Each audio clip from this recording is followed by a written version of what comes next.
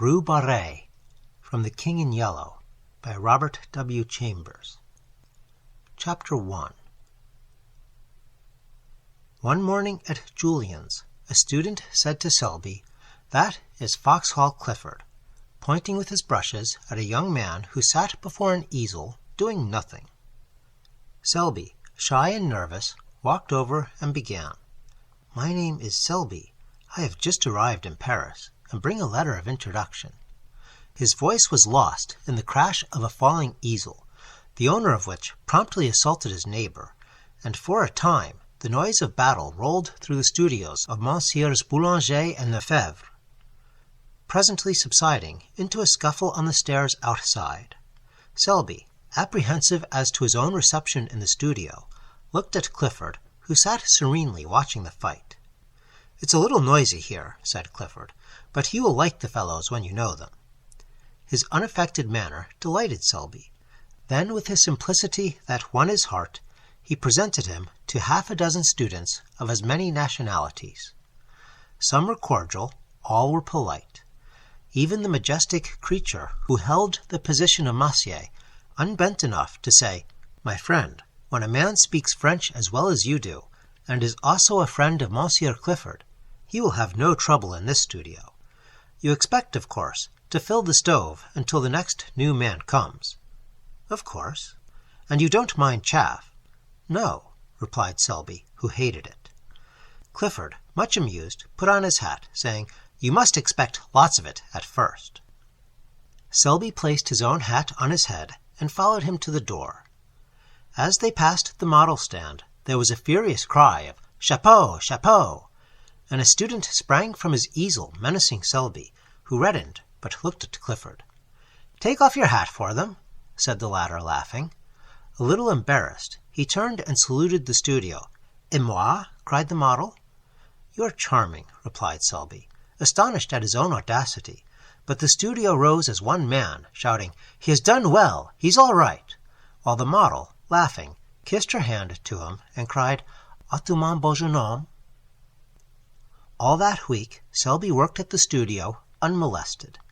The French students christened him l'enfant prodigue, which was freely translated the prodigious infant, the kid, Kid Selby, and Kidby. But the disease soon ran its course from Kidby to kidney, and then naturally to tidbits, where it was arrested by Clifford's authority and ultimately relapsed to kid. Wednesday came, and with it Monsieur Boulanger. For 3 hours the students writhed under his biting sarcasms.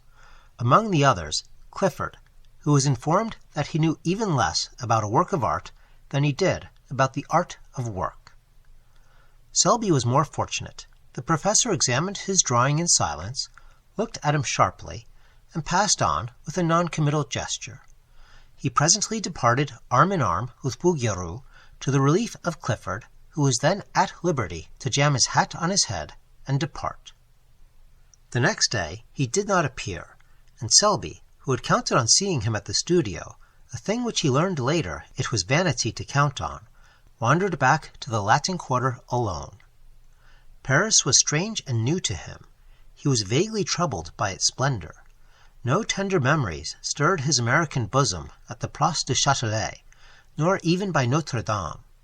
The Palais de Justice, with its clock and turrets, and stalking sentinels in blue and vermilion, the Place Saint-Michel, with its jumble of omnibuses and ugly water-spitting griffins, the hill of the Boulevard Saint-Michel, the tooting trams, the policemen dawdling 2 by 2, and the table-lined terraces of the Café Vasset were nothing to him, as yet, nor did he even know, when he stepped from the stones of the Place Saint-Michel to the asphalt of the boulevard, that he had crossed the frontier and entered the student zone, the famous Latin Quarter.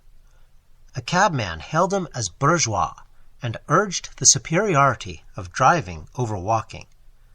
A gamin, with the appearance of great concern, requested the latest telegraphic news from London, and then, standing on his head, invited Selby to feats of strength. A pretty girl gave him a glance from a pair of violet eyes. He did not see her, but she, catching her own reflection in a window, wondered at the color burning in her cheeks. Turning to resume her course, she met Foxhall Clifford and hurried on. Clifford, open-mouthed, followed her with his eyes. Then he looked after Selby, who turned into the Boulevard Saint-Germain toward the Rue de Seine. Then he examined himself in the shop window. The result seemed to be unsatisfactory. "I'm not a beauty," he mused, "but neither am I a hobgoblin. What does she mean by blushing at Selby? I've never before saw her look at a fellow in my life. Neither has anyone in the quarter. Anyway, I can swear she never looks at me, and goodness knows I have done all that respectful adoration can do." He sighed, and murmuring a prophecy concerning the salvation of his immortal soul, swung into that graceful lounge which at all times characterized Clifford. With no apparent exertion, he overtook Selby at the corner, and together they crossed the sunlit boulevard and sat down under the awning of the Café du Cercle. Clifford bowed to everybody on the terrace, saying, "You shall meet them all later, but now let me present you to two of the sights of Paris, Mr. Richard Elliot and Mr. Stanley Rowden." The sights looked amiable and took vermouth. "You cut the studio today," said Elliot, suddenly turning on Clifford, who avoided his eyes. "To commune with nature," observed Rowden. "What's her name this time?" asked Elliot, and Rowden answered promptly, "Name, Yvette. Nationality, Breton." "Wrong," replied Clifford blandly. "It's Rue Barrée." The subject changed instantly, and Selby listened in surprise to names which were new to him, and eulogies on the latest Prix de Rome winner. He was delighted to hear opinions boldly expressed and points honestly debated, although the vehicle was mostly slang, both English and French. He longed for the time when he too should be plunged into the strife for fame. The bells of St. Sulpice struck the hour, and the palace of the Luxembourg answered chime on chime. With a glance at the sun dipping low in the golden dust behind the Palais Bourbon, they rose and, turning to the east, crossed the Boulevard Saint-Germain and sauntered toward the École de Médecine. At the corner, a girl passed them, walking hurriedly. Clifford smirked, Elliot and Rowden were agitated, but they all bowed, and without raising her eyes, she returned their salute. But Selby, who had lagged behind, fascinated by some gay shop window, looked up to meet two of the bluest eyes he had ever seen. The eyes were dropped in an instant, and the young fellow hastened to overtake the others. "By Jove," he said, "do you fellows know I have just seen the prettiest girl?" An exclamation broke from the trio, gloomy, foreboding, like the chorus in a Greek play. "Rue Barrée." "What?" cried Selby, bewildered. The only answer was a vague gesture from Clifford.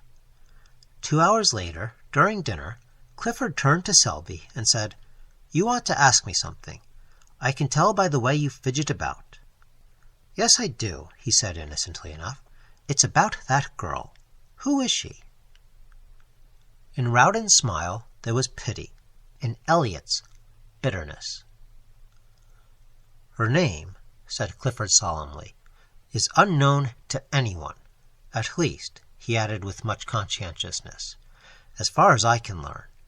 Every fellow in the quarter bows to her, and she returns the salute gravely, but no man has ever been known to obtain more than that. Her profession, judging from her music roll, is that of a pianist. Her residence is in a small and humble street which is kept in a perpetual process of repair by the city authorities, and from the black letters painted on the barrier which defends the street from traffic, she has taken the name by which we know her, Rue Barrée. Mr. Rowden, in his imperfect knowledge of the French tongue, called our attention to it as Rue Barrée." "I didn't," said Rowden hotly, "and Rue Barrée, or Rue Barrée, is today an object of adoration to every rapin in the quarter." "We are not rapins," corrected Elliot.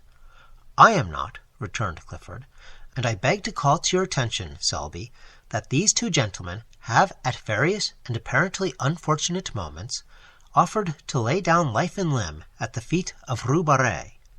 The lady possesses a chilling smile, which she uses on such occasions, and—" here he became gloomily impressive, I have been forced to believe that neither the scholarly grace of my friend Eliot, nor the buxom beauty of my friend Rawdon, have touched that heart of ice."